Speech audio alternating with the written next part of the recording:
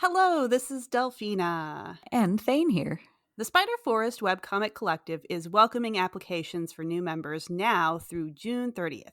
Spider Forest is a collective for webcomic creators who are self-publishing their work and are interested in things like collaborating on projects, Cross-promoting to share audiences, and talking shop with an experienced volunteer-driven webcomic community. We've both been members for several years now, and I really love our anthology books and planning con tables with other members. It's been a great source of feedback and help from fellow artists. To put in your application for a membership and get more info, visit spiderforest.com/apply.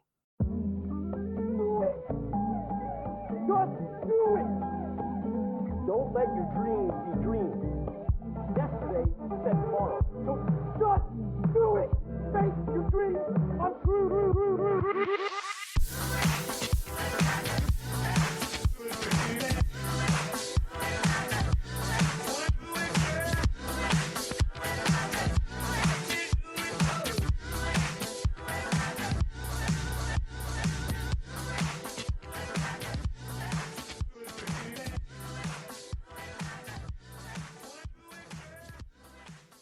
Hello, and welcome to Screen Tones, where we talk anything and everything webcomics. Today we're going to be talking about online shops and merch, where to host them, what to make, and how to make it all worth your time. I'm Megan, pronouns she, her, and I make the comic Sorcery Shenanigans. And I'm Delphina, my pronouns are she, her, and I make the webcomic Somnambulous. And I'm Star, my pronouns are she, her, and I make the comic Castoff. All right, so whether or not anyone else may know, but the both of you run online stores, so you have a little experience with our topic today, which is why we're just going to get started with sort of a basic question first that I think a lot of people want to know the answer to. How do you kind of know when it's time to start making merch? And then along with that, just kind of give us a little bit about what kind of shops you guys have open right now. Oh gosh, this is a great question. I don't know how you know. It can be very challenging to know when it's time for merch. I know, like from the very first page I uploaded, I knew I wanted to make merch, and I had this inflated idea that it would sell immediately. I could, it was 2 pages in, it was way too early, but I'm like, what are your favorite characters? Do you want them on a shirt? Do you want them on a poster? Do you want them on a keychain? It's like, no! I was not ready. It was not time. But eventually, a couple years passed, and I did a Kickstarter for book 1 of Somnambulous. And that was kind of where I started, because I figured, okay, well, if people don't want my merch, then they won't back my Kickstarter and I won't make these books. But if there is interest, then I'm going to find out through the Kickstarter, and I'm going to get the money to make that inventory for stickers or buttons or whatever. And so that worked out pretty well for me. And I kind of started with a Gumroad store. I put digital versions of my comic up there. I put the physical books for book 1 up there, and some of the other little things that I made from my Kickstarter. And then eventually I moved to, I was also going to conventions, and I put a bunch of stuff on Square, which is the online, or like the little thing that you plug into your phone to take credit card payments at conventions.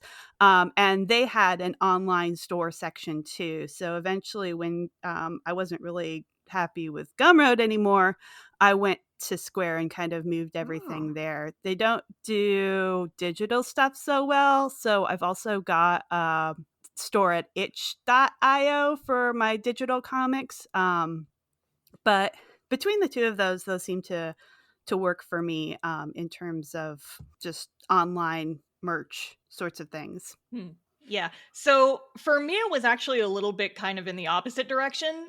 So my comic has been running for almost 8 years. And when I first started, I knew nothing about making merch. I was just like, I'm just gonna draw my scrungly little guys, and what's merch? I don't know. But I went a couple of years, and then I eventually decided that I wanted to have a go at doing like art and conventions and stuff full time, because that's just what I was interested in. And I'm like, Mm-hmm. I bet I could make that happen. And so I had like started already making merch independently of the webcomic, like on a completely separate thing. And I started an online store. I had an Etsy at first, and then I eventually moved over to Shopify because of reasons we can get into if we want I want to later. get into those reasons. Oh, I told you guys before we started recording, I have thoughts.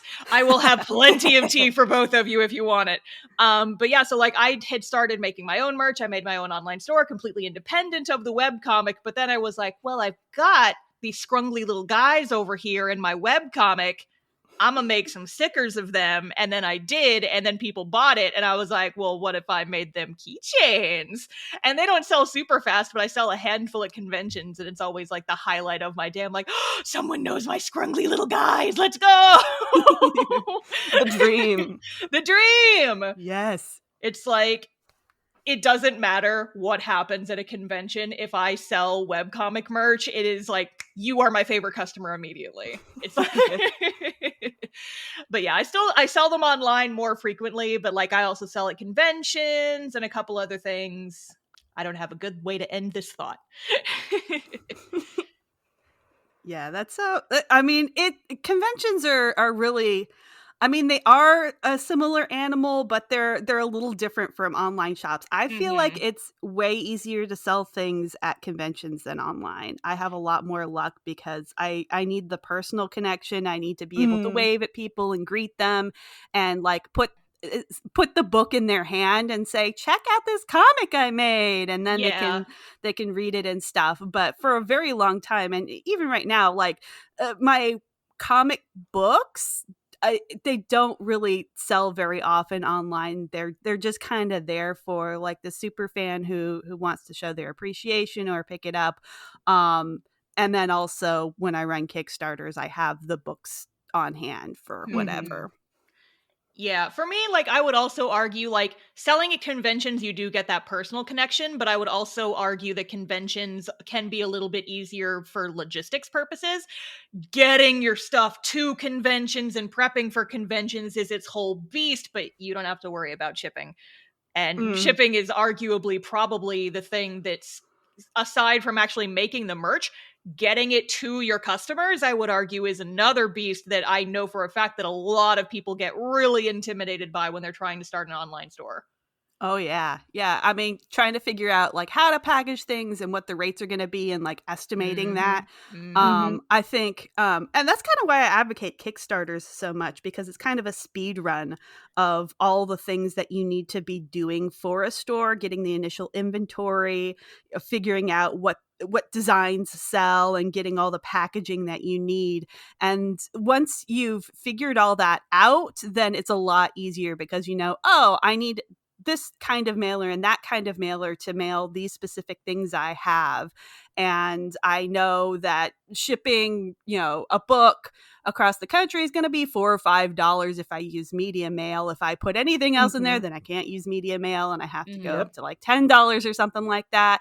And like international shipping. Oh, international shipping. Keep it under £1. If you have weird customs laws, I hate the country that you live in. I'm sorry. It's not you, it's your country. UK, like bad. VAT or VAT shipping is the reason that I don't. If I do shipping to the UK, I do it through Etsy because they will do it all for me. That's like one of the few reasons I still maintain an Etsy shop is for the UK people. Hi, UK people. Oh, interesting. Okay. Like I said, thoughts. We'll get to them if people want me to. I have beef with Etsy, but it is still worth keeping my storefront open for a couple of reasons. So, and that is one of them. That is arguably one of the biggest reasons, is if there's weird shipping nonsense, Etsy's just like, don't worry, babe, we'll do it for you. And I'm like, you're still trash, but thank you. I'm not taking you back. Thanks for this one thing. It's like the worst. It's like that, what is it, that Onion article, the worst person, like heartbreaking, the worst person you've ever met just made a good point. Heartbreaking. Etsy is a terrible website, but it does some things nice for you occasionally. Aw. Now, I noticed both of you mentioned some specific kind of types of merch. Like Delphina mentioned, like comic books. I think Star brought up stickers and keychains. I have a problem with stickers. I'll sum it like that. How do you go about choosing what kind of things to sell? Oh, yeah. I actually also love stickers very much. I think they're very versatile because I remember like and you can still do this. You can still make a thread list or a Redbubble or Hmm. shop, Mm-hmm. and then you have like the laundry list of things that you could put your design on. Do you want it on your laptop? Do you want it on a water bottle? Do you want to print? Blah blah blah blah. And the beautiful thing about stickers is that it's all of those. Like you could just stick it on your Mm-hmm. water bottle or stick it on your laptop, and like Yep. then you don't have to worry about the phone case being the wrong size or whatever. So I think that's why they're a little more popular, and they're just so much easier to make than a lot of things. You can send them in like a normal envelope with a normal stamp, so you don't have to estimate weird weights or anything like Hmm. that. So that was a really easy one for me. One thing that I sell a lot on at conventions that I don't sell online is buttons. Um Mm. I like pin buttons. I have a button maker that I got from a friend, and it's really easy to print at home and just kind of use the little thing and mash your own buttons together, but I don't Hmm. feel like they have quite the appeal online because you don't see them. They're not, shiny and stuff. So Mm-hmm. I thought about that, but ultimately it was a little hard to push them. I think if you're going to go pin direction, enamel pins are pretty Oh. big right now. Yeah, Um, I also have an enamel pin problem. Hello, hi. I may not make merch, but I can certainly be a customer, and I can tell You you can what things you should be selling. you consume it. oh yeah. I Um, consume it.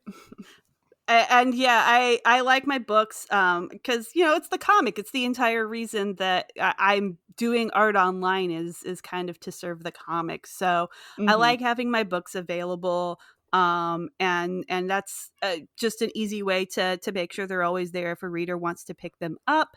And then the digital ones, like once you make those PDFs, they're just free money basically. Hmm. So, and especially if you're a person who makes a lot of short comics or maybe not like long behemoths like me, but like just a lot of little independent things, I think you can really get a good system going with digital comics and a digital comic release schedule. So those are the kinds of things that I would look into if those any of those kind of reach out to you and grab you and speak to your heart. Yeah. So on the topic of like what type of merch, I wrote like a whole paragraph under my section in the notes document about like stuff that's like easy to start with versus stuff that's a little bit more difficult.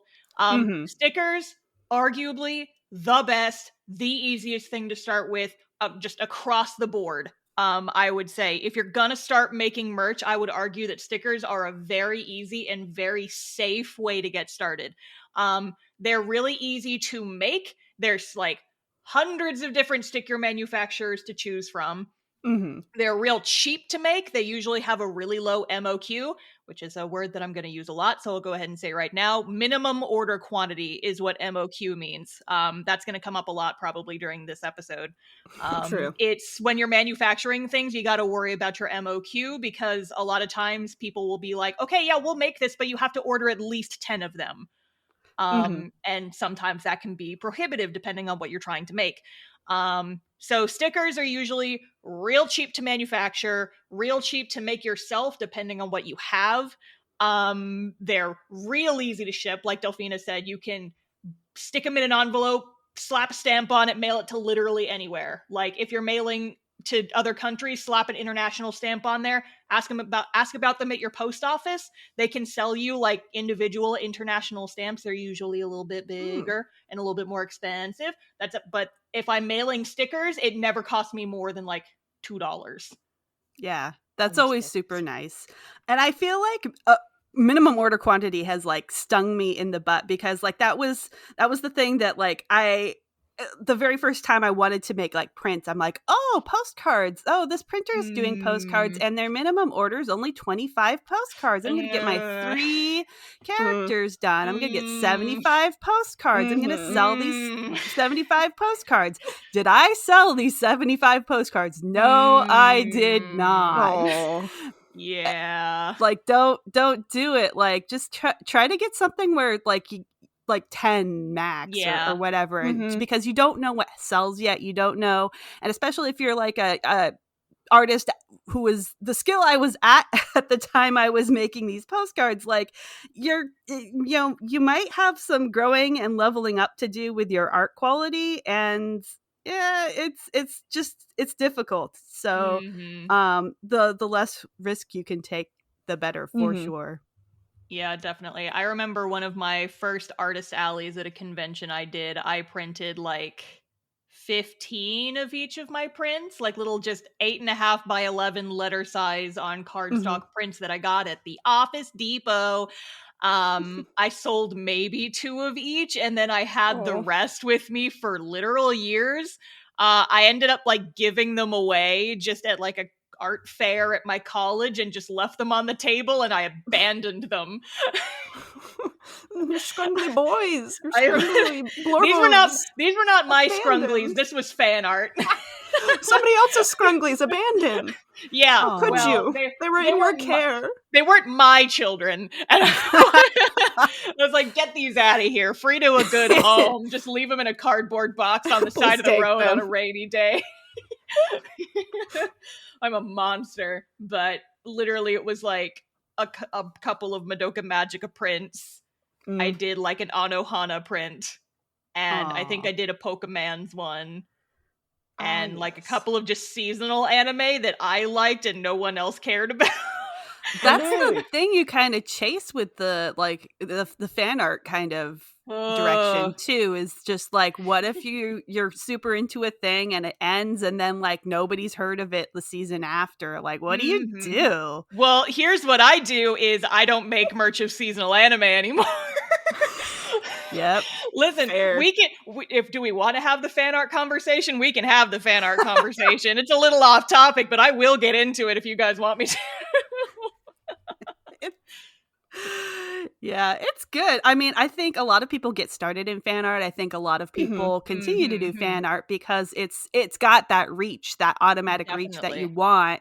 And it can be kind of a gateway into your comic. Like, this is similar to my comic or whatever. So I think even if you're not super like invested in making fan art your entire business, it can have a place if you want it to.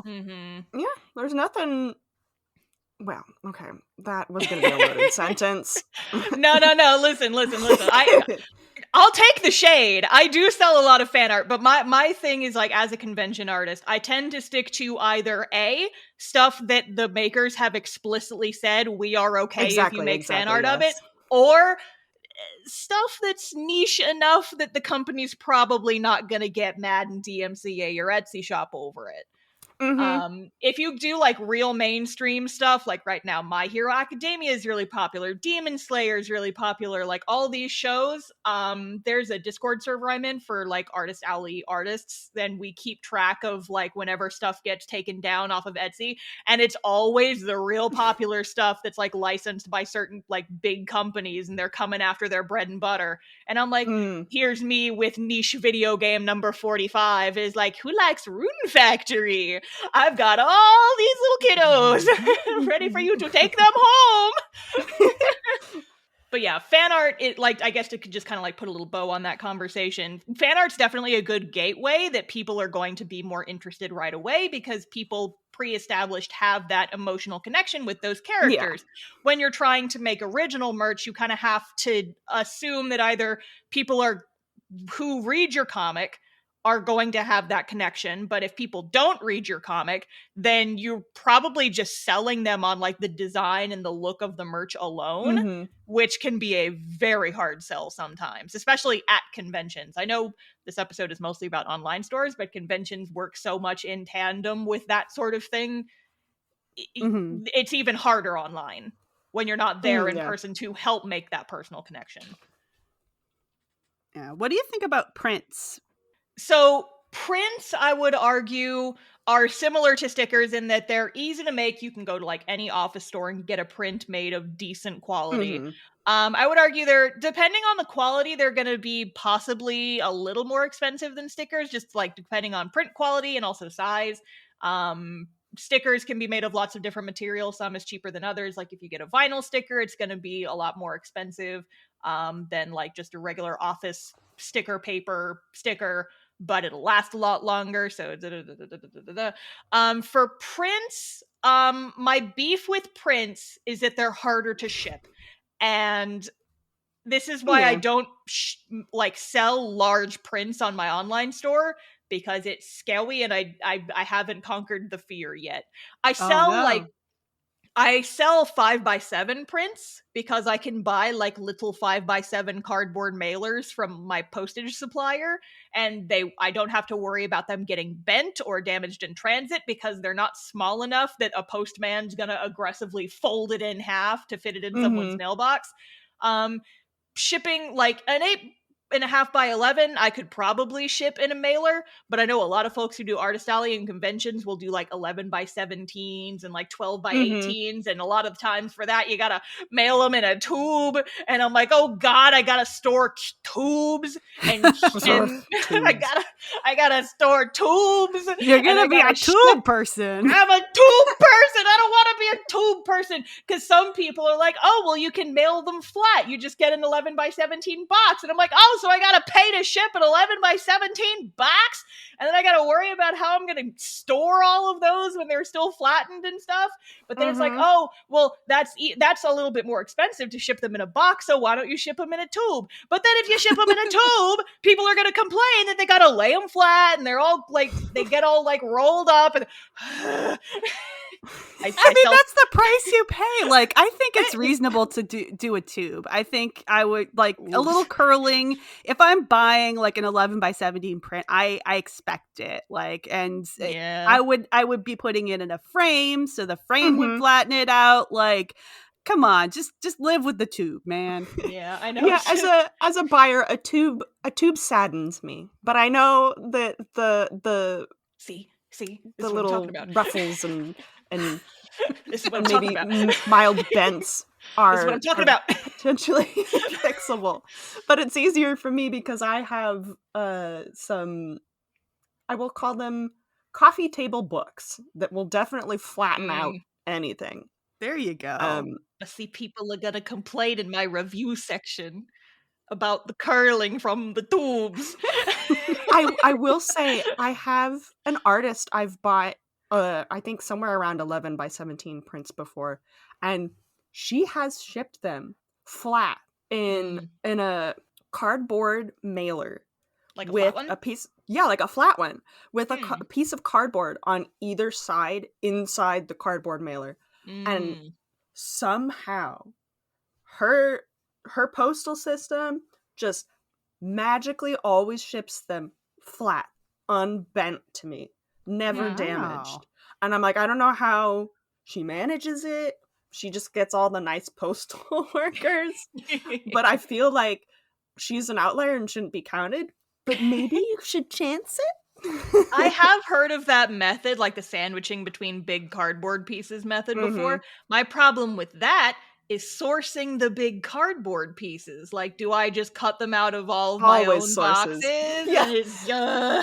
Do you just give somebody like the back of a cereal box in there? Exactly. It's like, if enough people buy prints, I'm gonna run out of like just random boxes in my garage. I'm gonna have to buy more cereal. And I'm gonna have to buy more cereal. I can't eat all this cereal. I just wanted to sell prints. Yeah, every print comes with a free box of cereal. You can do the little activities on the back. But yeah, see, this is why I sell like little postcard size prints, because I can print them at home and they're real easy and unobtrusive to send. The end. Not a lot of logistics to them. No, Love it. basic little babies. And I mean, even like, so I have my Patreon's mail club, and those I'll just send in just regular letters, and they 9 times out of 10 arrive fine, even with international stuff. For Wow. stuff that I sell on my online store, I will send them in the little mailers. But I do give people the option of like, hey, if you want cheaper shipping, I'll mail it to you for like 75 cents, which is the cost of the stamp and the envelope I'm going to stick it in. But you run the risk of it going, like, there's no tracking on it, A, and B, you run a higher risk of it getting damaged. And a lot of people are just like, yeah, cheap shipping, let's go. And I'm like, well, if it doesn't arrive, I'll just send you a replacement for relatively cheap. It's fine. Yeah, I've gotten returns fairly frequently. If like somebody gave me the wrong address or something like that, the letter will come back to me, and I'll have to like email them and say, hey, can you check your address, because I got your thing back. So I was actually like expecting them to go into the nether and never see them again. I hear about it. I've had that happen before, but yeah, getting the returns is nice because it's like, hey, you gave me the wrong address. Yeah, fix it. It's usually pretty easy to just send it back with just another stamp in another envelope. Yeah, it's kind of the cost of it. Like sometimes you gotta spend an extra stamp. It is what it is. It is what it is. But yeah, it's like I give people the option if it's like stickers or a print that can fit in just a little like a stamped envelope. I give people the option, and I have it like in the label. So like if you're buying a sticker on my website, it's like when you're in checkout, it gives you the option to check what type of shipping you want.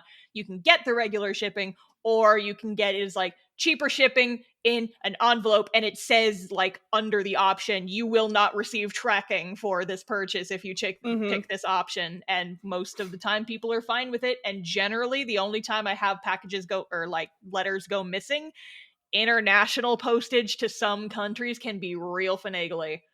Those are the ones that get lost in the nether most frequently. But again, it's just an envelope. I'm out like maybe $4 if I have to send them a replacement. So it's not usually a big thing. What about pins? You sell a lot of pins too, right? I do. I sell acrylic pins and not enamel pins because I am a coward. Me too. I'm with you. I dream of it, but I'm a coward. No, same. If I ever make an enamel pin, it's going to be tacked onto a Castoff Kickstarter, most likely. But coming soon? ? But anyway, so the difference between an acrylic pin is like, imagine like an acrylic keychain. It's that kind of material. It's usually like the ones I make specifically are the design is printed and then sandwiched between two pieces of acrylic. And then they just like glue a little pin back to it, and then it's just a little plastic pin that you can stick on your jacket, and it's real cute. And I like those because they are way cheaper to produce, way easier to produce.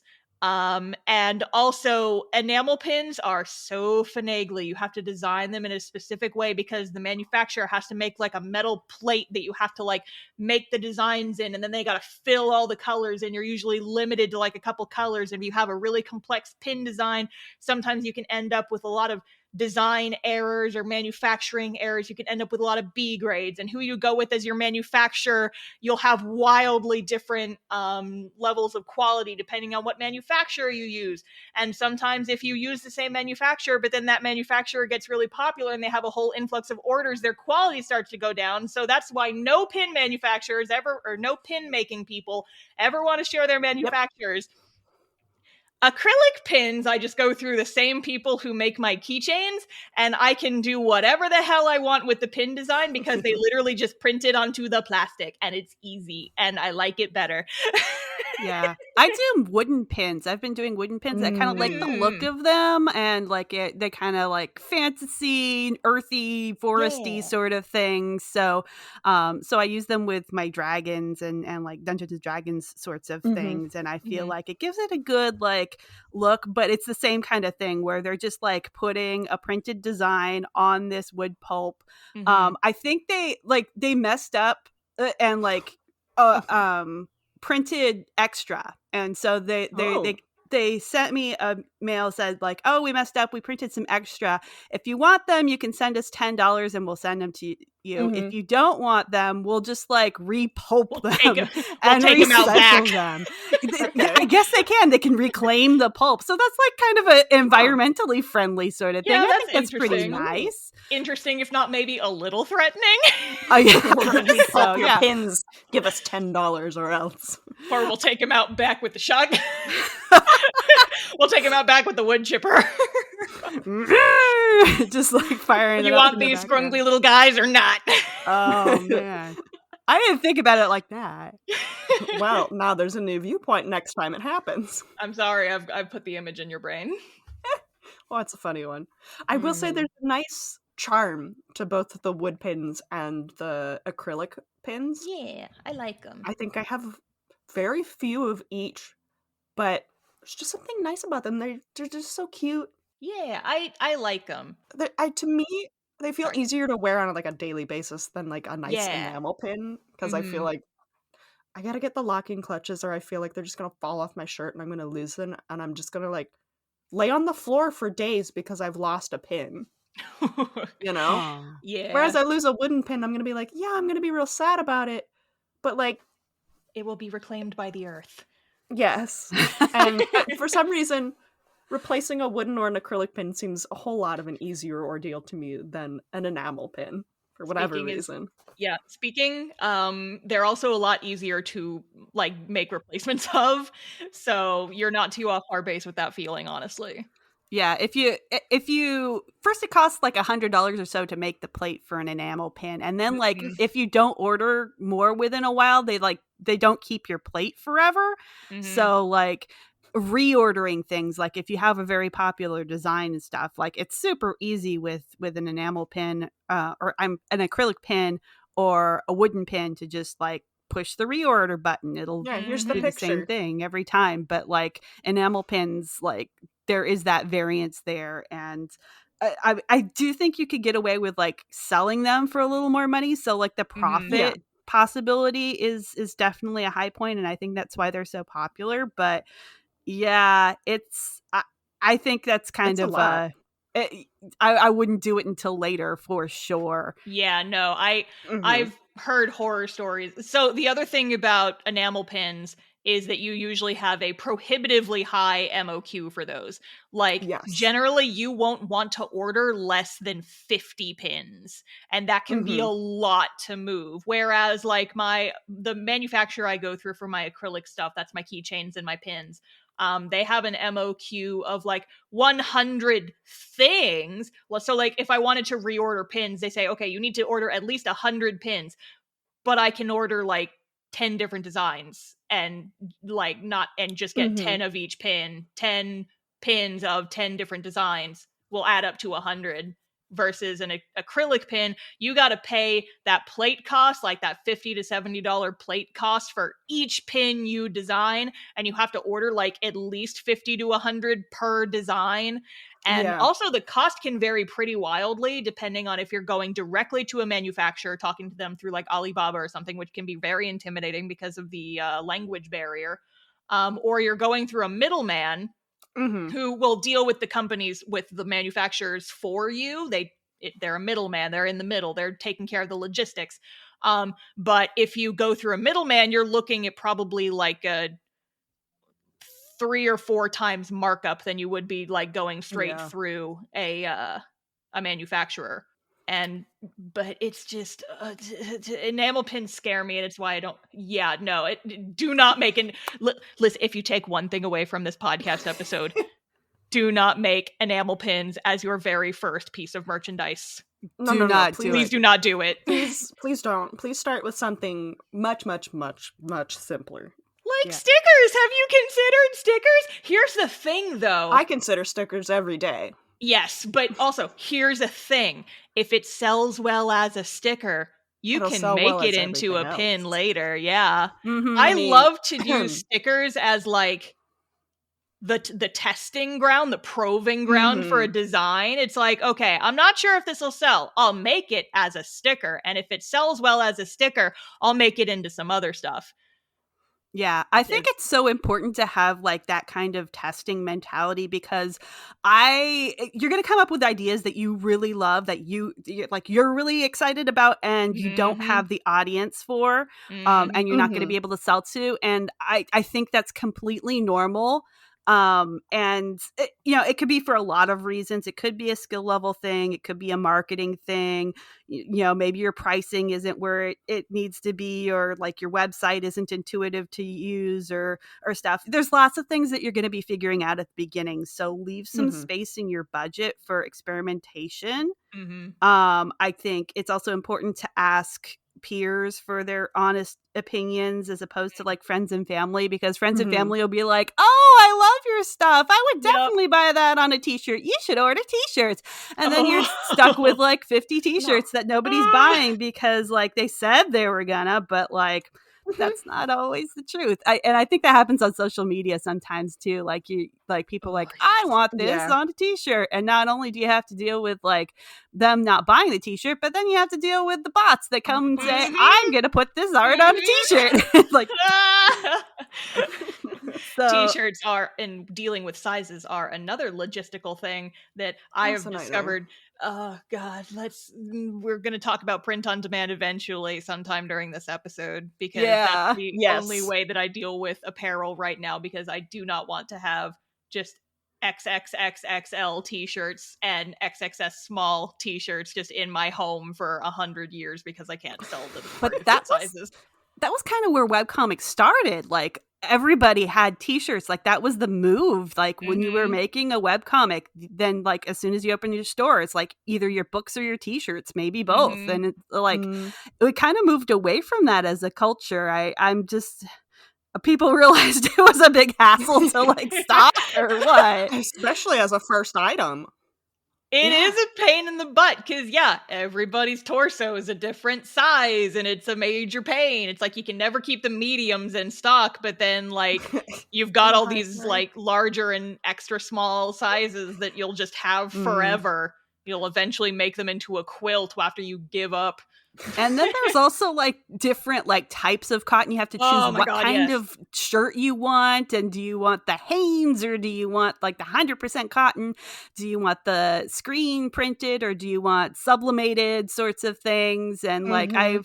I've been trying to get into it. I actually did a little print on demand like custom cat. It's not like a Redbubble thing, but it has those kind of print on demand qualities. And I did it when I was doing Kickstarter rewards because I was offering coffee mugs and I was Mm. offering aprons with my little fictitious coffee Wingbucks store things. So you could get a Wingbucks like coffee cup and a Wingbucks apron, and it kind of Mhm. tied into Oh.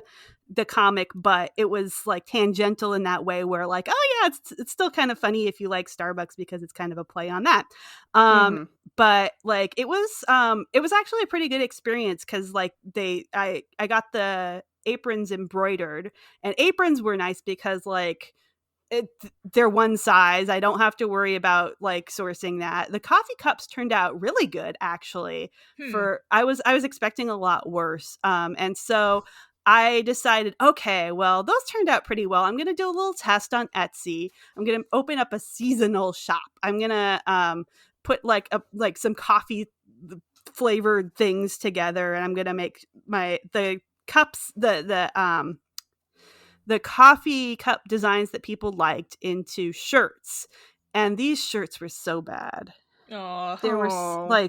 they were like the entire front panel was like printable because I guess they can do that now. And so, but like as soon as you ran it through the laundry, it just like the texture of it just Disintegrated. went gross. Mhm. And Ugh. there's a lot of shirts that I've gotten where like they don't let them dry or something, and like the Mhm. design flakes off, and I don't want to deal with that either. So so yeah, if you're gonna go into shirts, kind of do your research and maybe like find some local screen printers who can actually give you some quality stuff that'll last as opposed to like whatever these people online are doing. Yeah. Print on demand, I always recommend, like, always get a sample of what you're trying to sell to people to make sure it's, good quality, because they can be such a hit or miss. Yeah. Stickers on print on demand. I hate them. No, I this hate them so Mhm. much. And I think that's sort of leading you all into the next little bit we wanted to talk about, uh, especially about the sticker thing, is what sort of items do you prefer to make at home versus outsourcing, or do you prefer to outsource the entire process? And what sort of pros and cons are kind of associated with both of those options? Well, I don't make a lot of stuff at home. There's a couple things that I can make buttons at home. I can make medals. I actually I decided one day I wanted to try to figure out how to make medals.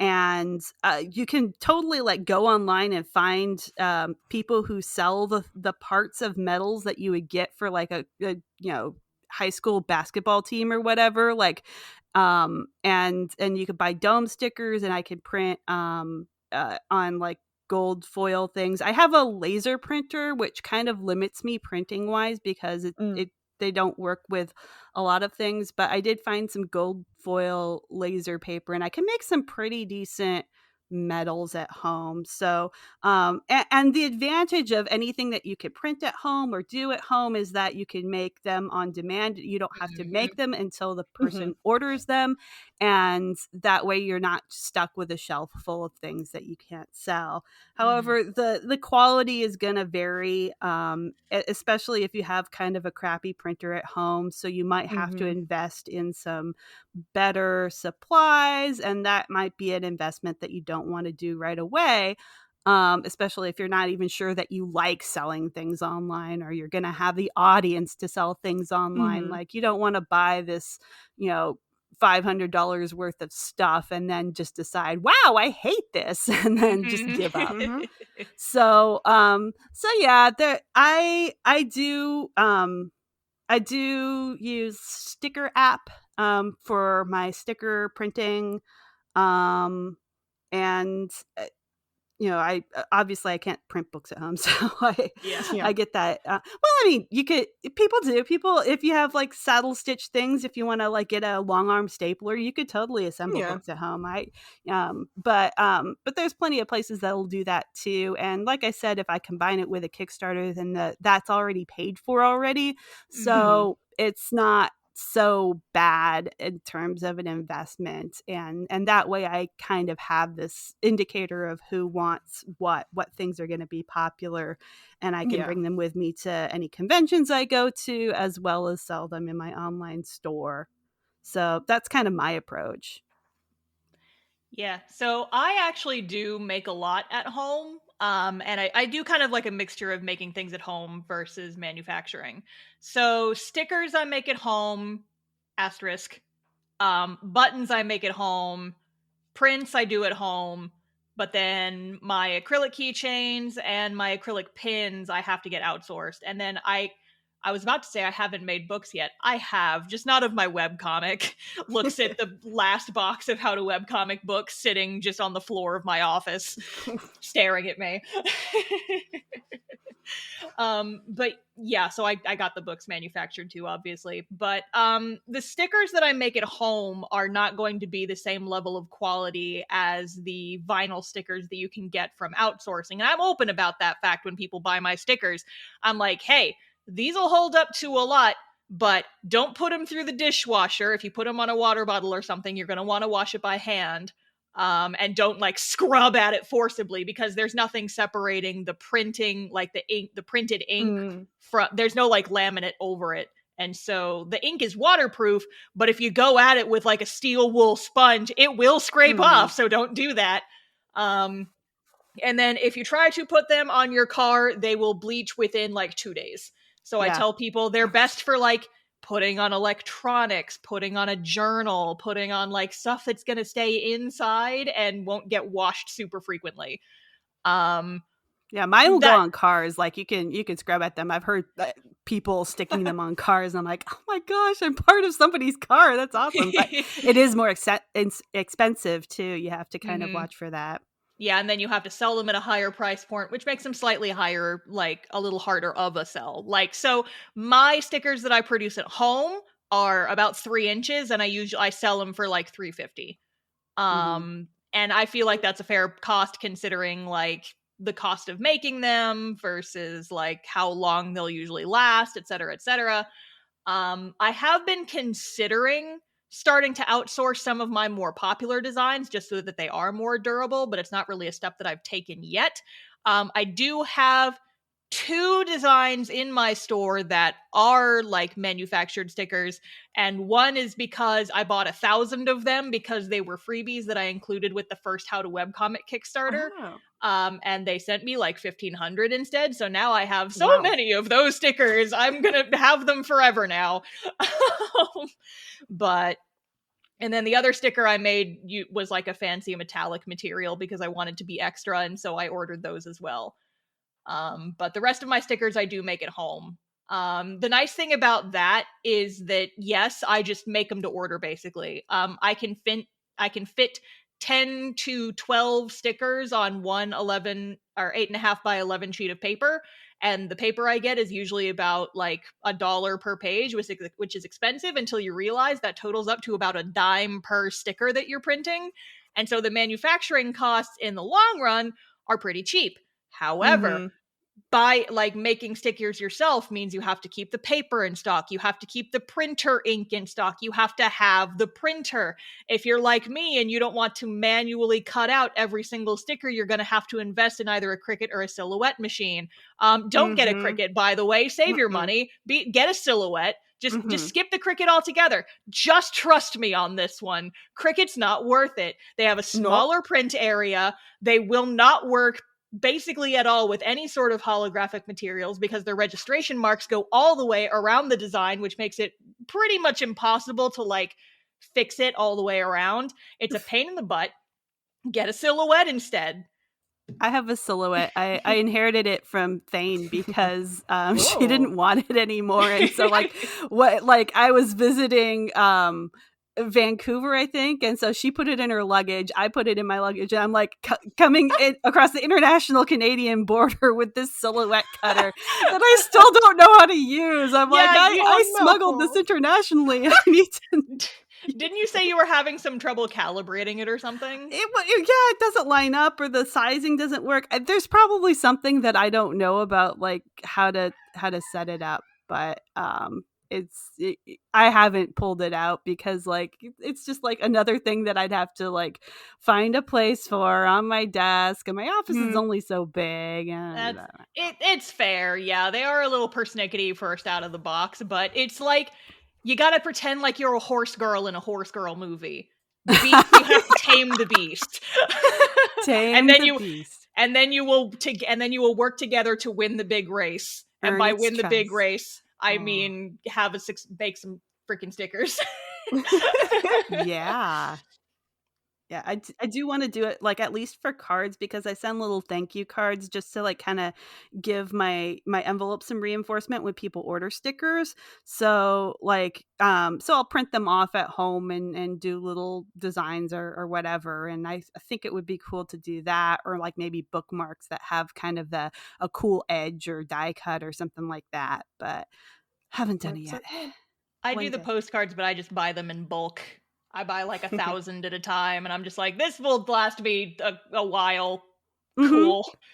Yeah, business cards too. I like to buy them because they're so cheap. It's just so easy to like grab them and like then you have that kind of link back to your store. I think that's like one of the advices I would strongly recommend, putting your social links and like how to get back to your store if somebody sees that sticker on that person's laptop and said, "Oh my gosh, where'd you get this?" Then they have that ready to go to like let people know to share your stuff. I keep every single business card I get in a artist's purchase. I got business cards in college. I can't remember why they wanted us to have them for senior project when we were showing them off to people, but I bought them. I bought them from Moo, and they gave you these really nice boxes. Me too. Yeah. And they give you these really nice boxes, and I was like, well, I took them all out and I put them on a table so that everybody could just take whatever, because I did a design for every single one of my main characters, and I was like, Mm. I got like 150 of these, so if you all want to like take one of every single character, I don't care. They're like little trading Um, cards. Aw. exactly. But so I had empty boxes, and so now I just keep all of the artist business cards in there. So to me, it's like a little Rolodex. I have it sectioned off. I'm like, these are my friends, and then these are all the online artists that I bought stuff from, And these are and my I would enemies. these are my enemies, and I watch Enemies. them on a constant basis to make sure that I'm doing better. No, No, don't do that. Listen, they're all my friends. we all do it a little bit. It's fine. Just a little. Just a little But bit. yeah, it's nice to have those. So I would definitely put those in an order, because I think a friend has sent me a present they bought from an online artist that didn't come with a business card. And I was like, oh wow, this is so great. And it's been months since I got that present. And I think I'm lucky because they signed the print, and so I can find their name easily online. But if you don't even do that, and the business card, I cannot find you. Yeah. And if I like the thing I have, I'm gonna want more from you. So please make it easy, because I'm forgetful. I actually put my social handle like on my sticker. I get it printed on my sticker, real Mhm. small, Better. next to the design, because I grew up with like Lisa Frank stickers and stuff, and they Mhm. always have that little copyright whatever. Lisa I'm like, Frank. you know what? I can do that. Yeah. It's not going to be obnoxious. Be your own Lisa Frank. I Put would your be name better on the than Lisa sticker. Frank. Yeah, put your name on the sticker, man. And then people know. Oh, Yeah, always. some of my newer designs I've forgotten to do that, but I include all my socials on my little thank you card that I send to people. And Mhm. here's a hot tip: if you get your what I do for my thank you card is I make them just like little 4x6 on one side. It's like it has a little like printed thank you note. It has all my socials. It has a little blurb. It's like if you like what you like what you bought, post pictures of it on social media and tag, and it like list my social media tags on there. But then on the other side, like on the other half of that side, I'll like write just thank you and I'll sign it, make it real personal. But then on the back side, I make it into a little print. Like I have some art on there that's real Yep. nice to encourage people to keep it and put it on their Yep. wall, and then they have it and they know it was me. Sneaky. But then Newsflash, it works. yeah, I can no, attest to this. it totally does. Because if I get a little, I've actually gotten like I just got one yesterday. I think I got a concerned email from someone being like, "Hi, I just got a thing in the mail from you, and I love what I purchased, but I didn't pay for it. I think you stuck some extra stuff in there, and I didn't pay for it. And if it's possible, my I'd God. like to keep it. But if you want me to send it back, Aw. it's okay." And I'm like, baby, it's okay. I include those with It's a thank literally you every card. purchase. It Oh costs my me like gosh, they were 5 so cents to print. honest. No, it was so So cute. 'Cause sweet. in my online store orders, I include all the stuff you order, plus thank you card signed with like I'll say thank you, insert name, and then I sign it so it's all personal and special. And that's like on my little mini print. And then I include my business card. I used to include like a little 4x6 print of my webcomic, castoff-comic.com. So one side of it was a mini print, and then the other side had like the synopsis and the website on it, and I would include that free with every person's order. Plus, I made a little sticker of my boy Vector, and it says Castoff on it, and it has the website on it. And I would just make those with the cheapest sticker paper imaginable. Those were not made with my nice sticker paper. Those were made just like with the literally 10 cents per page sticker paper that I could buy. But the people love it. And they keep the Mhm. little Vector stickers, and then they know to read Castoff. And I'm like, ha ha ha, my plan is working. Yes. Be sneaky. But yeah, Sneaky. Always I be stopped including the Castoff postcards because A, I ran out and I realized that restocking them was getting kind of expensive. And B is I want to make a new one, but I want to wait until something has happened in the comic that we're getting really close to before I change the design, because I yes. want to include a The reference point to of it something. that hasn't happened yet. And I'm like, I can wait a couple months. It's okay. Webcomic time is our Webcomic time, enemy. yes. But in the meantime, I'm saving a little bit of money, so I'm saving like $80 for 1,000 postcards, so it's fine. Now, I know we've mentioned a few different online store platforms. I believe Etsy. Delphina mentioned the Square, as well as digital specific options. How do you figure out which one to use? And what are kind of some of the pros and cons of, like we've said, Etsy, print on demand, etc.? Yeah. I mean, print on demand is nice if you have zero room. If like you are like renting a room somewhere and you just do not have any kind of place for inventory, but you can upload your design to a website and they'll take care of that all for you. Like that's an option. You can go with that. I think we said before, Star was saying like make sure you get a sample. Because there's a lot of types of products that won't work. They go through all kinds of different manufacturers for whatever. So like the person who handles the mugs is going to be different than the person who handles the t-shirts and whatever. So one thing might be great. Other things might not be so good. But like you can get there with print on demand, I think, just a little bit. Print on demand is a really good way to start, I would say. Like, because the cool part about print on demand is all you have to do is just put your design on the website and they will do literally everything else for you. I started my Redbubble store when I was still living overseas, but I had people be like, hey, do you think you'll ever make like stickers or something? And I'm like, well, I don't really have the time and I don't want to mess with figuring out the Japanese postage system. But I can put some stuff on Redbubble and they'll just do it for me and I'll get like maybe $10 every 3 months from that. But the joy is I didn't have to touch it. I didn't have to do anything. That's what the easiest part was. And that's why I recommend, like, if you're not sure about the demand, starting with print on demand is a real easy way to do it. It costs you nothing but your time of just sticking it on the website. It costs you your time once. And then you don't have to worry about it anymore and it runs itself. And if any like customer service thing comes up, they'll take care of it. And it's the best way to get started. However, really low profit margins. Like, oh yeah, you get like 50 cents per thing. It's so I sell stupid. a t-shirt. The customer pays like $25 for that t-shirt. I get maybe $3 from it. Stickers are even worse. If you sell a sticker for like $5 on Redbubble, you get about 20 cents. Or at least that's what you got in like 2019 when I started mine.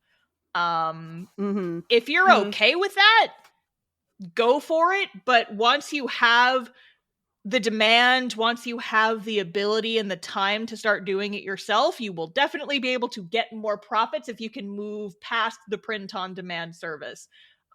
My Redbubble store is still technically open and I get like $10 dropped in my account randomly every so often. I'm like, oh, cool.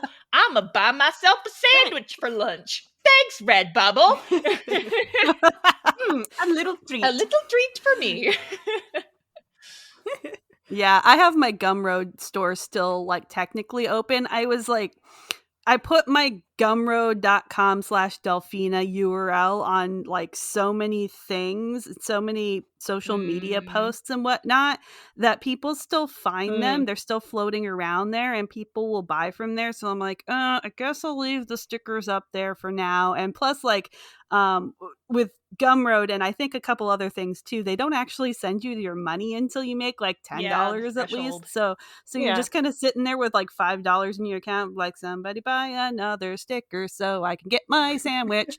But like it doesn't get very much. So so after that experience, when I moved to the Square store, I decided, okay, I have a domain name that I pay for. I can forward it to whatever store I go to next, actually.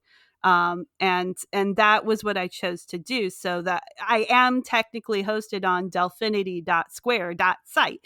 But if Square does something stupid and decides that like AI robot things are the wave of the future and replaces all of my products with that, like I can leave and then I can actually have like that same link go somewhere else because I can redirect it wherever I want to. So I thought I was pretty smart about that, and like putting that on my social media things that, you know, might go viral or whatever, and then it'll always go to the correct place. So but you can do that with anything. You can do that with a print on demand store or your Etsy or whatever. And just have that no matter what platform you use. I only had that like one Etsy experience. I hardly sold anything, so I didn't do it again because I thought Etsy was going to like bring me more people. I thought that was the point of Etsy, like people would search for things and they had this nice algorithm to boost your products to the top. But apparently that's what they do if you pay them more money. We could well, I'm like sitting here like cracking my knuckles waiting to get into Etsy. Tell me about Etsy. Tell me about your experience with Etsy. The bad X that is Etsy. I have been released. Yes, the star is free. However that little poem goes. Has escaped his cage. Yes, the tiger is out. It's me. I'm the tiger. Etsy sucks. Etsy sucks. Etsy sucks, asterisk. Etsy sucks, but unfortunately, if you're first starting on an online store, I still recommend Etsy. Here's the tea about Etsy. You can do better, but it's a good first shop because they do a lot of the hard stuff for you.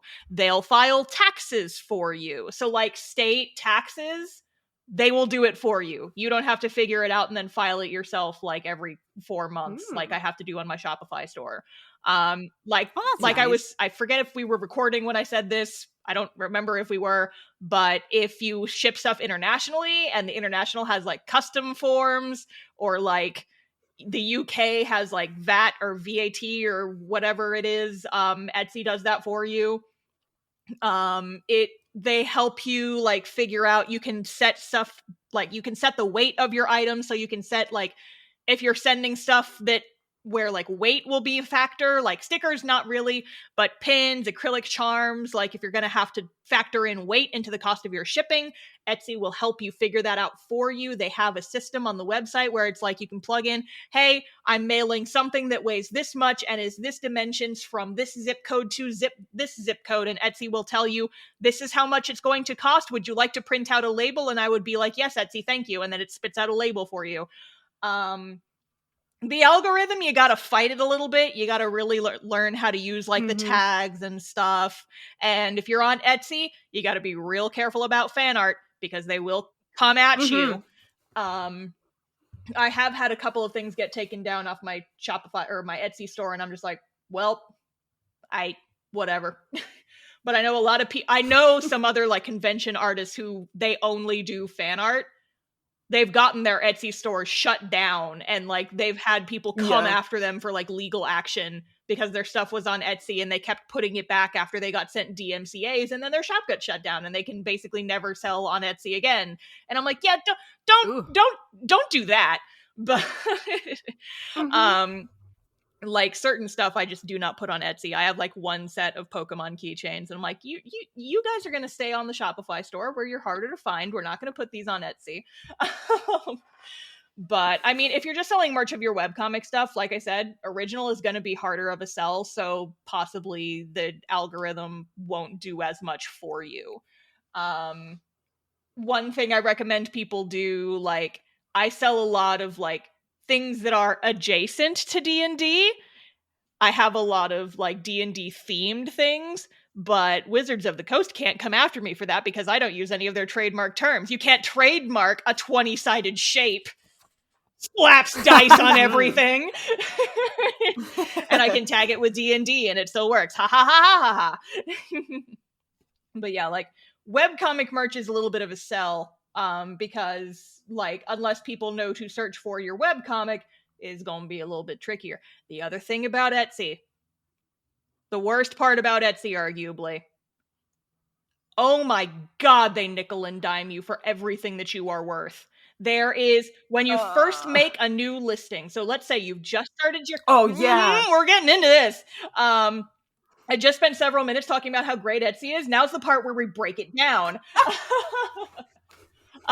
So when you first open your Etsy shop, you want to put some stuff on your Etsy shop, right? So you have to make a listing with an item to sell. So let's say that you have a sticker of your main character, Timmy McBob. I don't know. You have your main character sticker and you want to sell the sticker on Etsy. Well, you got to make a listing. And to make a listing for your Timmy McBob sticker, you got to pay Etsy 20 cents per listing that you make. And you might think to yourself, oh, well, that's not so bad.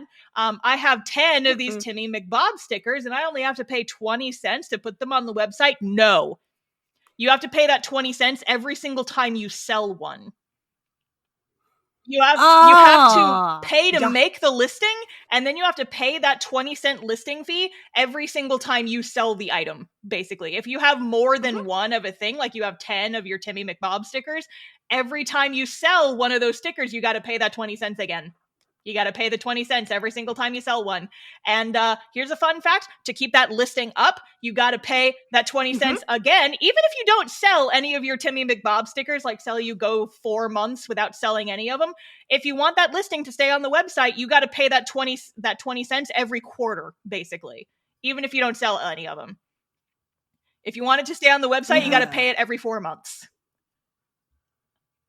Yeah, that was my thought behind, like, well, maybe I'll just do one like over the Christmas season and I'll only have to like keep it for 3 months. So I'm only paying once, but I didn't have the reputation. So like people were like looking at this, well, who's this new person? Like doesn't have any ratings or blah, blah, blah, blah. And I think that like counts against you, or like people don't trust you as much because you don't have like a history with them. Yeah, so that can be a like, little bit of it. But if you thought I was done talking about fees, oh no, we've only just begun. So you've got the listing fees, right?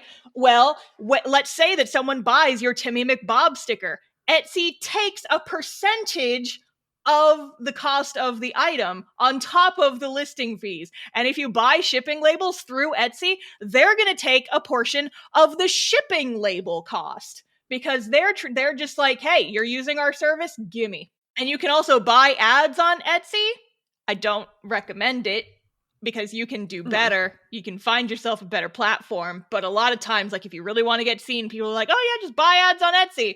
It's a whole other can of worms. I can't get too deep into it because I've never done it myself, but oh my God, it's just like, yeah, pay us extra money for a function that our website should already do. Sure, why not, Etsy? And every other social media platform while I'm at it. I'm coming at him. Let me at him, coach. Yes, the star is out.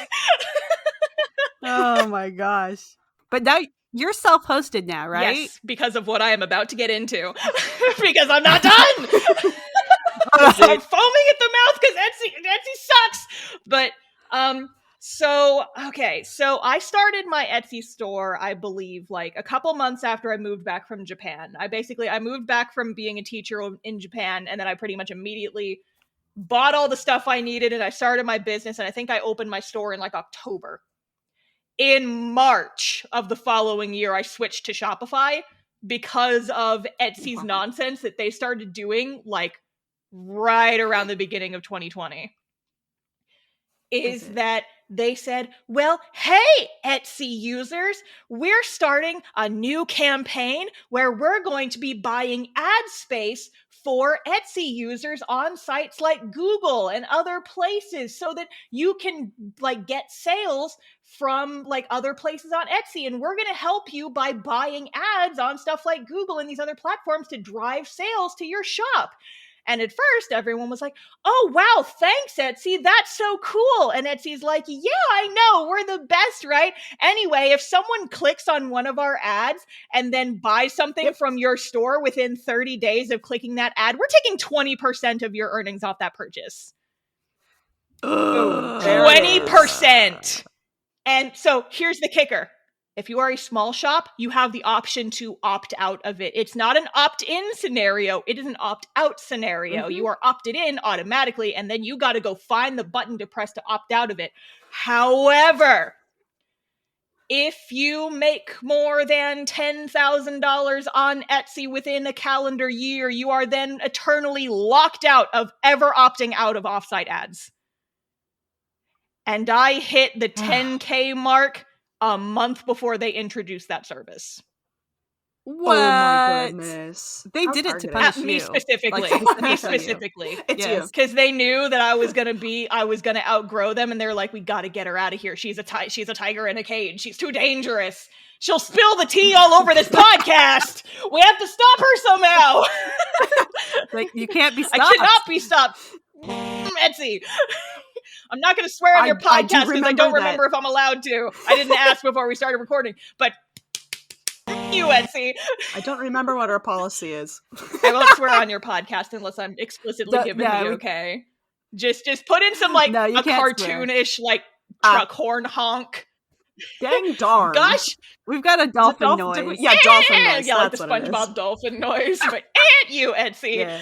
and everything you stand for, you suck, Etsy. Anyway, I'd still recommend Etsy, unfortunately, because yes, it does take care of some of the easier stuff for me. But once you're okay, what was the threshold? I think. So with the way that Etsy calculates fees and all of its stuff, you can actually see how much money Etsy is taking from you like every single month. Ouch. And so the thing so I use Shopify now. I have a self-hosted store with Shopify. That's the service that I use for my main store now. The Etsy is still open. I still have it because people from overseas can buy it there, and it's like easier for like me to process the fees through Etsy because Etsy just does it for me. The one good thing that they do. And then also I occasionally just get sales for free just because my stuff is on their marketplace. So if someone looks up D&D pins, my stuff will show up because it's like, hi, hello, I still have a shop on Etsy. Look at this thing. Mm-hmm. And I still get like a decent amount of transactions on Etsy to the point where it's worth me keeping it open, sorry. But the thing about other shops that I think scares people off is they usually have a higher cost of entry, but it's a flat fee. Mm. So with Shopify, the plan I'm on right now costs like $30 a month to run your shop through there. And they give you a domain, and they give you all the tools you need to run your shop through Shopify for that $30 a month, which that's expensive if you're just starting out, right? And there's no marketplace, so you have to drive all the traffic yourself. But I was looking at my statistics, and I was losing like $300 to Etsy fees every month. So I was like, yeah, I can afford to switch to something that's only going to charge me $30 a month no matter how much I'm selling. Yeah, that's really nice. So. I think Square doesn't charge me a monthly fee, but they do take like a little cut of the sales. So that might be worth looking into too if you're not like really sure that you can do like $30 a month right off the bat, but you don't want to be nickeled and dimed for every single thing. But it doesn't have. I don't think it has like the nice like shipping sort of support. Yeah. You still have to like go through Pirate Ship or go to your post office or whatever. They're my best friends. Pirate Ship is pretty good. They're my best friends. I love Pirate Ship. Their customer support, they talk in pirate voices, and I think it's funny. Oh my gosh! No, yeah, I used them for my Kickstarter, and they have a monthly, slight tangent, but Pirate Ship is like an external shipping website that you can use to get really cheap like shipping labels. And I love them. They're my best friends. But I remember I found out the hard way that they have a monthly limit on how much you can spend on shipping labels on their website. Because I was shipping out books for my How to Webcomic Kickstarter back in 2021, I was doing my thing and I'm like, printing labels. What do you mean I hit the monthly limit? And it was like $3,000 on shipping labels. And they're like, whoa there, friend, you might need to slow down. And I'm like, oh my God. I'm not even a third of the way through my packages for this Kickstarter. Oh, no. So I had to like get open their like little customer support chat desk. And I'm like, hi, I'm trying to mail stuff out for a Kickstarter. Can you guys let me continue to purchase labels? And in the chat, they were like, matey, we'll raise your rates a little bit. And I'm like, thank you, random pirate person. I had to do that 3 times. Because they like raised it. They gave me an extra $2,000, and I'm like, hi guys, I need to buy more labels, and I ran out of money again. Can you like give me some more shop credits? And they're like, okay, but why are you sending so much postage? I'm like, Kickstarter, and they're like, oh, okay, yeah, that's reasonable. I'm just so popular. My book is just selling like hotcakes. Everybody loves it. Mwah. I'm an influencer. You can't see because this is an audio medium, but I'm flipping my hair with like every word I say. It's like, because I'm an influencer and I sell a book and I'm like super popular and I have to spend a gratuitous amount on shipping on pirateship.com. This episode is sponsored by... I'm giving you money. Let me spend more. It's not actually sponsored, but God, imagine. I would. Yeah. I like their little, like, they've got little buttons that you could push to make pirate noises or ocean noises. I like that too. I've never seen that. Have you seen that? No, I'm going on the website right now. No. What? I'm sorry. I shouldn't They're do so wrong. into their brand. I love it. That tab. It's great. I love it. The button. Yeah. But yeah, hosting is nice. I think I like self-hosting my stuff. And like, again, like Kickstarter will kind of give you that look into like what all the steps are for like shipping and estimated costs and like kind of getting you into that field. So that's why I always recommend it. But then you'll have everything ready to go when you want to send stuff, unless you sell too many things and pirate ship kicks you out. I found the button, but it's a really long sound and I can't figure out how to turn off the audio. Oh no! We'll just have to include it in the podcast. You might have heard it a little bit if my mic picked it up because it was really loud at first. Oh my goodness. I just closed the tab and it made the noises go away. But I was like, do I have to listen to these ocean noises for the rest of the podcast now? It's white noise. It's fine. It's ocean noise. It's ambiance. But yeah, so I would say that like one of the biggest cons and probably the hardest one to work around for self-hosted is that, yes, you do have to drive all the traffic yourself. And that's honestly the part that a lot of people struggle with. It's like, if you want to make this online store, you got to make sure that you're getting the sales to justify it. And with a lot of things that involves like really nailing your SEO, which is a whole can of worms that I still don't know too much about. I just watched a couple of YouTube tutorials and I like to pretend that I know what I'm doing. For me, it mostly involves screaming so much on social media and just hoping that people don't get annoyed at you. TikTok used to be really good for that, but now I don't like TikTok. Friendship ended with TikTok, and that's a whole other can of worms. Not gonna get into it, but it's a lot. It's difficult, but like one of the, again, positives of Etsy is like they have that marketplace, and if you do your stuff correctly and if you're lucky, then you can get a lot of sales from there. It's just it's weighing the pros and cons with your wallet, basically. Yeah. And it's tricky. It is. Now, I think we've hit all the sort of big questions / topics we kind of wanted to cover. Is there any sort of final thoughts, tips, tricks, maybe expectations, or things to avoid that you guys kind of want to hit on before we kind of wrap up the episode? Yeah, I feel like just watch your minimum order quantities for sure. Don't like get super high quantities of things if you're not really sure that you're going to sell them. It's okay to kind of take a little profit hit if you're still kind of figuring that out, and just kind of expect that. Because I think what I see a lot is people like kind of having these high hopes for selling a thing. And they make the thing and they put it online and they do all this work and nobody comes to buy it, and they just kind of, they feel like it's a personal judgment against them, or they feel like they can't do it, and then they just stop. And like it kind of takes a little bit of persistence, it takes some experimentation, and you know it takes time. So if in your heart of hearts you really want to be selling things, like try a couple things and just make sure that you're kind of keeping an open mind and kind of stepping back from it, I guess. Like, I think it's also very possible to like get into a situation where you're posting on social media like a link to your store, and you're checking the stats on your Twitter to see like how many clicks it got and how many blah blah blah blah blahs. And you can kind of drive yourself into a bit of a spiral that way, because you're trying to figure out the perfect thing to say that will make everybody like want to buy the thing. And there is no perfect thing to say. You're going to have to say a lot of different things, and you're going to have to spam, like Star was saying.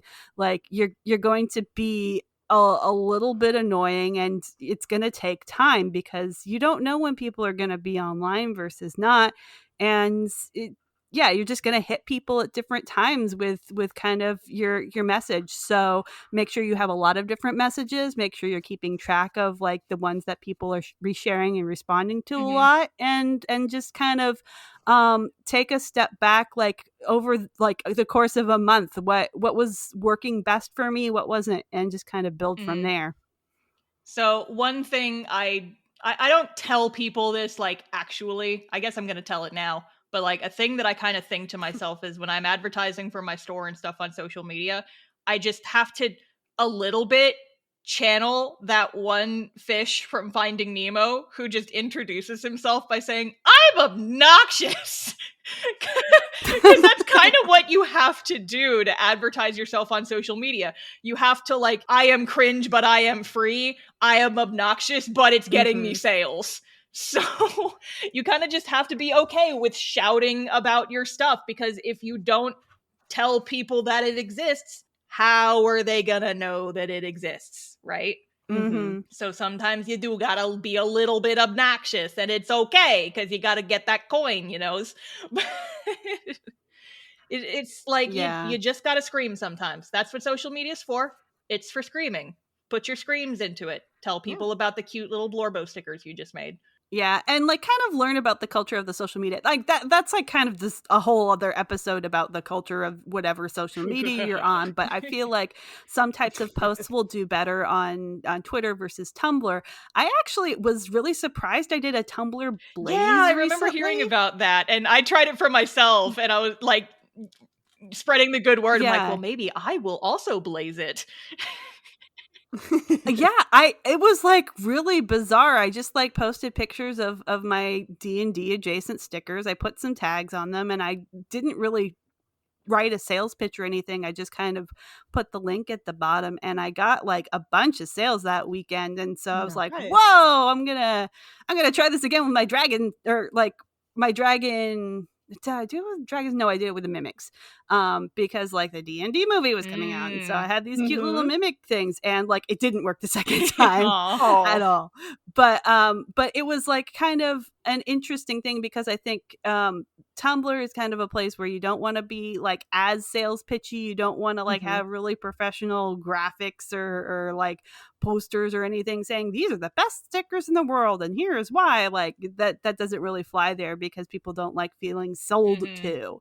So like there's this whole like, you know, how do you sell to people without sounding like you're selling to people? It's super tricky. It's a weird tightrope to walk, but like you do kind of have to figure it out if you want to make online sales. There's no like perfect descriptor for it. A lot of times it's like it's just screaming, but it's screaming in the right tone of voice for the platform that you're on, and also a lot of luck. Yeah. Because like sometimes posts will like take off and go viral, and sometimes you'll think, oh yeah, this is gonna be the one, and then it is, and you just gotta suck it up and be okay with that. Unfortunately, there's no way around it. Yeah.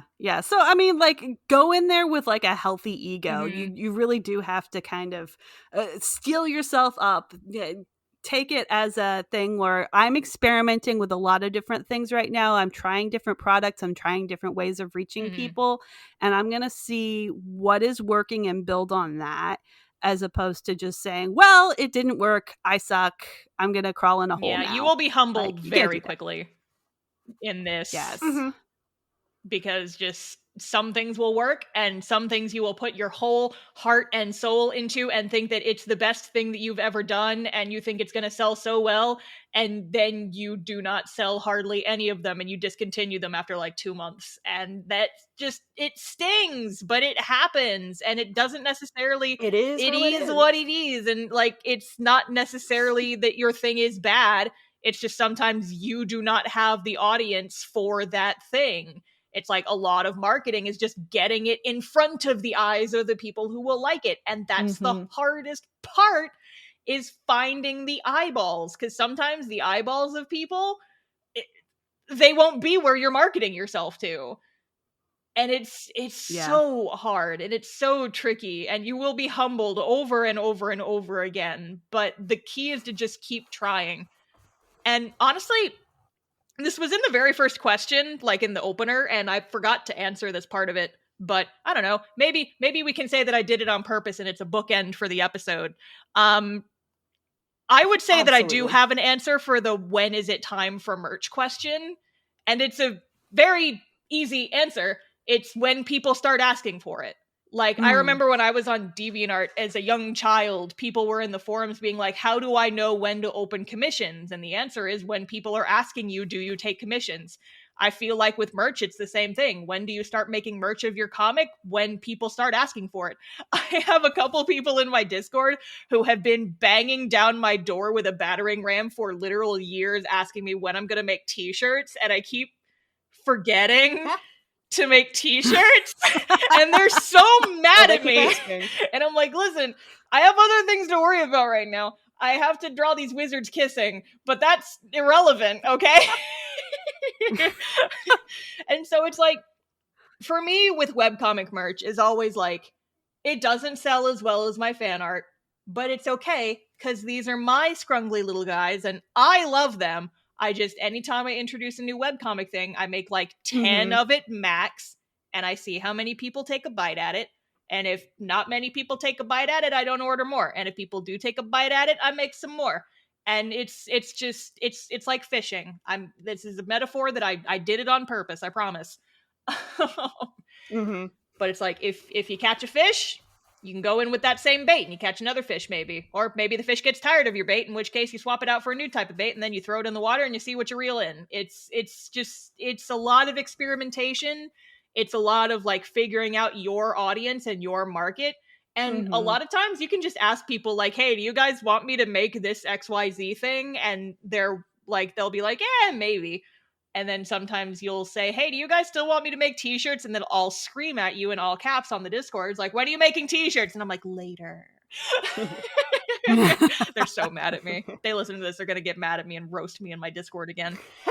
But yeah, it's hard to know when there's a demand, but it is. Start with some stickies, make some little cheap stickers and be like, hey, you guys want some of these? Okay, cool. You like that? Here's another one. You like that one? You want a keychain? You want it as a keychain? Maybe you want it as a key. It's a little more expensive. You want it? Okay, they took it. Okay. What else can I say? You just figure it out. It's like, okay, what about a pin? Figure it out. Less interested in the pin? Okay, here's a keychain again. There.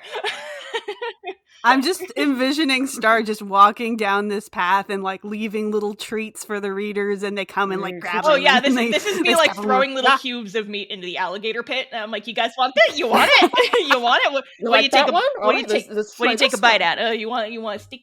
You want a little sticker? Okay, yep, they like the stickers. They want more sticker. Oh god, okay. And then you get the cattle prod out, and you're like, no, back. I'll make t-shirts eventually. I have a healthy relationship with my readers. It sounds so healthy. It's fine. Don't worry. I love them. All right. I think we have wrapped this up rather nicely. So we will do our outros. Once again, I'm the host, Megan. She, her pronouns. You can find my comic Sorcery Shenanigans at sorceryshenanigans.com. And I've been Delphina. You can find my webcomic Zombulus at zombulus.com. And I am Star, pronouns she, her, and you can read Castoff at castoff-comic.com. You gotta sing it when you type it in or else it won't work.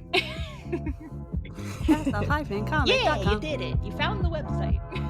Thank you for listening to Screen Tones, a webcomic podcast. Want to know some other ways to support us? Check out our Ko-fi at ko-fi.com/ScreenTonesCast, where your support will help us create more episodes, reach cool extra bonus goals, and keep us talking about anything and everything webcomics. You can also find us on Twitter, Tumblr, Instagram, and our Discord server. Thank you so much for listening, sharing, rating, and supporting, and we'll see you next time.